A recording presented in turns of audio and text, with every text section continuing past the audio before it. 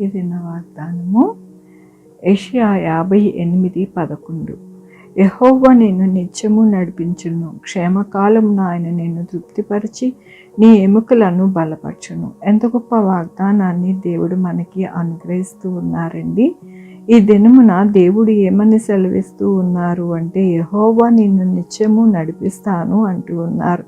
మన యొక్క జీవితాలని ఆయనే నడిపించి ప్రతి విషయంలో మనకి తోడుగా ఉండి సహాయం చేస్తాను అని దేవుడు సెలవిస్తూ ఉన్నారు. అలాగనే క్షేమకాలముగా ఆయన మనకి దయచేసి మన ఎముకలకు బలమును, మనకి ఎంతగానో ఆయన కృపను అనుగ్రహిస్తాను అని దేవుడు సెలవిస్తూ ఉన్నారు. దేవుని యొక్క వాక్యములోని నీవు నీరు కట్టిన తోటవలే ఎప్పుడు ఉబుకుచుండు నీటి ఊటవలే ఉండేదవు. ఎంత గొప్ప వాక్యాన్ని దేవుడు మనకి అనుగ్రహిస్తూ ఉన్నారండి. మన యొక్క జీవితంలో ఆయన మనల్ని బలపరిచి బలమును అనుగ్రహించి నిత్యము మనల్ని నడిపించి అలాగనే నీరు కట్టు తోటవలే మనల్ని ఉంచి అనేక మందికి ఆశీర్వాదకరముగా ఉండడానికి ఉబుకుచుండు నీటి ఊటవలే ఉంటావు అని దేవుడు సెలవిస్తూ ఉన్నారు. దేవుడు ఎల్లప్పుడూ ఆశీర్వదించే దేవుడు, ఎల్లప్పుడూ మనల్ని నడిపించే దేవుడు, ఎల్లప్పుడూ కూడా మనల్ని జీవముగా ఉంచి అనేక మందికి జీవమును అనుగ్రహించే వారిగా ఉండడానికి మనల్ని బలపరిచే దేవుడు. అందుకనే మనము ఈ దినమున ఎల్లప్పుడూ కూడా ఆయనకి కృతజ్ఞత చెల్లించాలి. ఎందుకు అనగా ఆయన మనల్ని ఎంతగానో నిత్యము నడిపించి మనల్ని బలపరిచి మన యొక్క జీవితాలలో ఉబకుచుండు ఊటవలే ఉంచి మనల్ని ఆశీర్వదిస్తాను అని ఈ దినమున ఆయన వాక్యంతోనూ వాగ్దానముతోనూ మనల్ని బలపరుస్తున్నందుకు దేవునికి వందనాలు చెల్లిస్తూ ఉన్నాను. ఈ దినమున పుట్టినరోజు, పెళ్లి రోజు, అనేక శుభదినములు చేసుకుంటున్న వారందరినీ కూడా నిండారుగా శుభాకాంక్షలు తెలియజేస్తూ ఉన్నానండి. మీ జీవితంలో దేవుని యొక్క ఆశీర్వాదము, ఆయన కృప, ఆయన దీవెన ఎల్లప్పుడూ మీకు అనుగ్రహింపబడును గాక.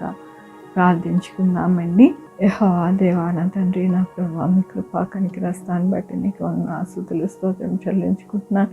మీ కృపా కనికర దీవెన ప్రతి బిడ్డకి అనుగ్రహిస్తూ ఉన్నందుకు మీకు వందనాలు చెల్లిస్తూ ఉన్నాను. బలపరిచే దేవుడు, బలమును అనుగ్రహించే దేవుడు, మమ్మల్ని దీవించి ఆశీర్వదించే దేవుడుగా మీరు ఉన్నందుకు మీకు వేలాది వందనాలు చెల్లిస్తూ ఉన్నాను. ఇదేమో నా పుట్టినరోజు, పెళ్లి రోజు, అనేక శుభదినాలు చేసుకుంటున్నారు. అందరినీ దీవించండి, ఆశీర్వదించండి ప్రభు.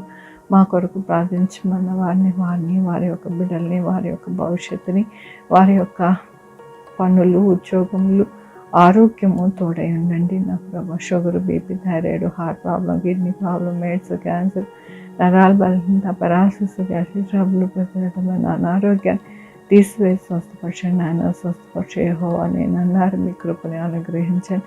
ఉద్యోగాలు లేని వారికి ఉద్యోగాలు దయచేయండి, ఉద్యోగాలు పోకుండా సహాయం చేయండి. బిడ్డలు లేని వారికి బిడ్డలు దయచేయండి, బిడ్డలకు సుఖమైన కాన్పులు దయచేయండి.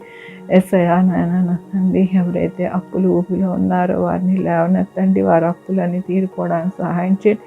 మళ్ళీ అప్పుల జోలికి వెళ్ళకుండా సహాయం చేయండి. ఆయన కోర్టు కేసులు కూడా నాయన మంచిగా సమాధానం రావడానికి సహాయం చేయండి. నాయన పోలీస్ కేసులు కూడా నాయన చక్కగా సమాధానమును అనుగ్రహించండి ప్రభు.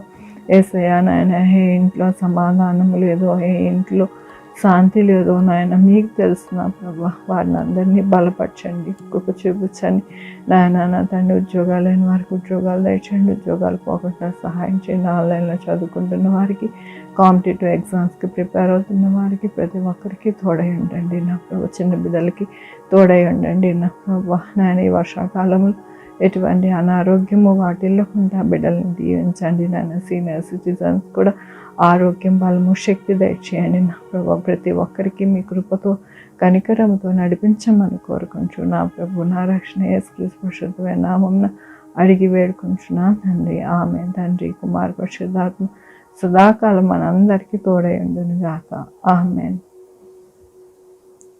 God bless you.